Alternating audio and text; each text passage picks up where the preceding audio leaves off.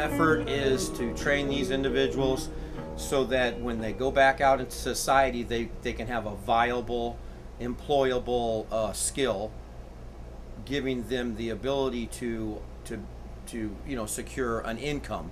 And that's the big thing, is not having an income and being out is a pretty good a pretty good recipe for return.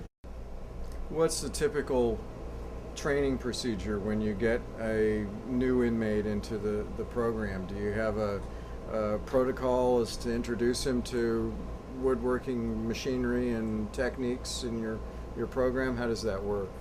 Well, it's a twofold process, okay? There's the academic part or the scholastic part, whereas we take them through the NCCR books. I could show you one of these books, so you know. This is the core book that they receive right here. Well, this is the carpentry one. This is the level 1 carpentry.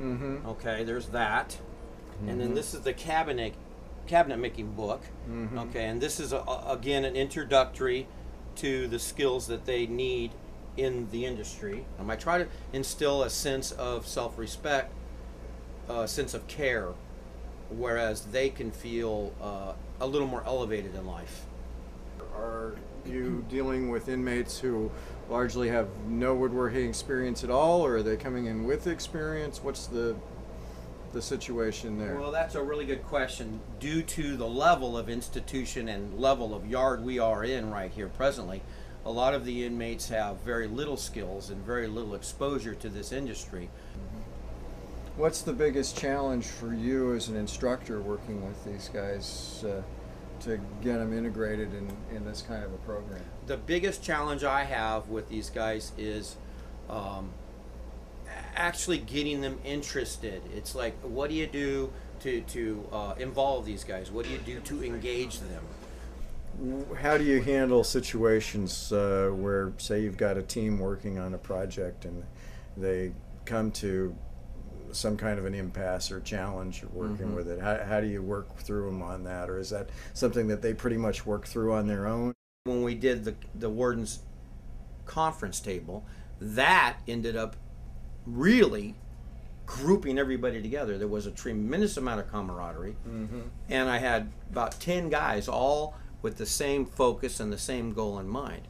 So really, the bigger the project, the more they're apt to be able to find a common ground. These are all the jobs that we've done probably in the last 2 years, I'd say.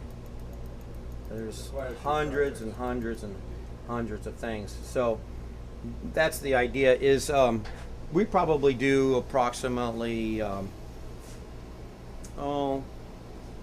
50, 60 projects a year. I mean, just off the top of my head.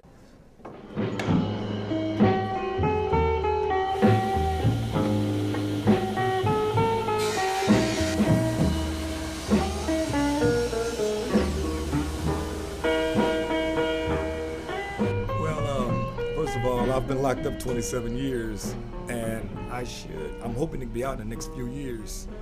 And I know in order to be competitive in society, I need as many trades and as much education as I possibly can to be competitive. The equipment that we have now is really a godsend, because with this kind of equipment, we know, and when a guy wants to teach me something, although I have the apprentice degree from the NCCR, it also opens the door that I can actually do something with a lot of training. You know, it costs us a company money to train me. But if I go out to a machine that someone else is using already, hey, you can put me to work, and I'm hungry. I need to do something, yeah.